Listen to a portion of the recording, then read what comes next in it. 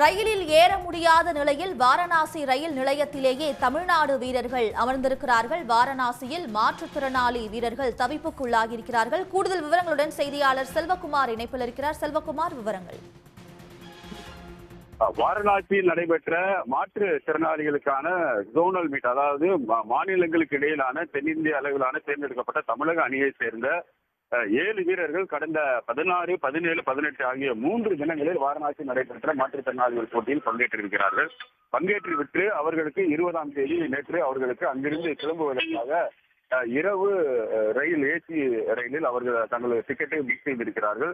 ஆனால் வாரணாசியில் ஏற்கனவே கும்பமேளாவின் காரணமாக ரயில் நிலையங்களில் அளவுக்கு அதிகமான கூட்டம் இருப்பதாலும் அவர்கள் ஏறக்கூடிய அந்த ஏசி ரயில் பெட்டியில் 1000க்கும் மேற்பட்ட ஏற்கனவே உள்ளே ஏறி அமர்ந்திருப்பதாலும் ரயில் நிலையத்திற்கு உள்ளேயே, குறிப்பாக ரயில் பெட்டிகள் அருகே அவர் செல்ல முடியாத ஒரு நிலை ஏற்பட்டிருப்பதாக அவர்கள் தற்போது அங்கே சிக்கி இருக்கிறார்கள். வாரணாசியில் இருக்கக்கூடிய அந்த ரயில் நிலையத்தில் அந்த 7 வீரர்கள், சச்சின் சிவா என்பவர் தலைமையில் இருக்கக்கூடிய அந்த மேலாளர் உள்ளிட்ட 7 வீரர்கள் வாரணாசியுடைய ரயில் நிலையத்தில் காட்சி கிடைக்கிறார்கள். அடுத்து வரக்கூடிய ரயிலில் அவர்கள் ஏறி வரக்கூடிய வாய்ப்பு இருக்குமா என்கின்ற சந்தேகத்தையும் அவர்கள் எழுப்பியிருக்கிறார்கள். எனவே உடனடியாக தமிழக அரசு இதில் தலையிட்டு தங்கள் அங்கிருந்து தமிழகத்திற்கு கொண்டு வர நடவடிக்கை எடுக்க வேண்டும் என கேட்டிருக்கிறார்கள்.